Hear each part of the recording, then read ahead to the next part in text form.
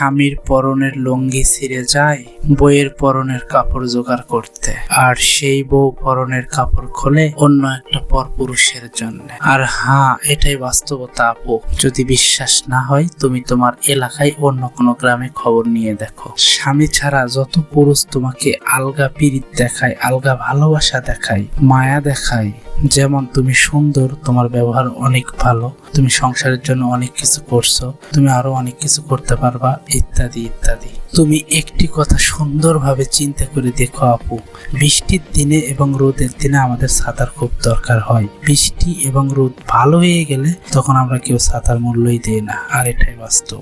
তুমি একবার চিন্তা করে দেখো আপু, পায়ের জুতা এবং পরনের কাপড় যদি ঠিকঠাক ম্যাচ না করে তাহলে সেটা কখনোই পরে শান্তি পাওয়া যায় না। আর তুমি বাসায় সারাদিন নোংরামি কাজ করবা, তোমার স্বামী হাড় ভাঙ্গা পরিশ্রম করে বাসায় আসবে, আসার পর সে যদি শান্তি না পায় তাহলে কি কখনো তোমাদের সংসার টিকবে না। কোনো একদিন বেলা শেষে দেখা যাবে তুমি এবং তোমার স্বামী দুজনে আলাদা হয়ে গেছো। এটাই কি সমাধান? এই জন্য কি তোমাকে তোমার বাবা মা ছোট থেকে বড় করছে? এই কাজগুলো করলে তুমি কি তোমার বাবা মার কাছে সম্মান পাবা? সমাজের চোখে কি তোমাকে ভালো দেখাবে? তাই আমি বলবো এগুলো কাজ কখনোই তুমি করিও না আপু। তুমি যতই রূপবতী গুণবতী হও না কেন আপু, তোমার মূল্য একবারই অন টেম্পলেট। যেমন একবার খাওয়ার পর কেউ আর ইউজ করতে চায় না, ঠিক তোমাদের মূল্য তেমন। হয়তো অনেক বিবাহিত ছেলেরা তোমার পেছনে ঘুরবে, অনেক অবিবাহিত ছেলেও তোমার পেছনে ঘুরবে, বাট তুমি আমার কথাটা মাথায় রাখো, তারা যখন তোমাকে ব্যবহার করবে, তাদের কাজ যখন কমপ্লিট হয়ে যাবে, তারা তখন তোমার দিকে ফিরেই তাকাবে না।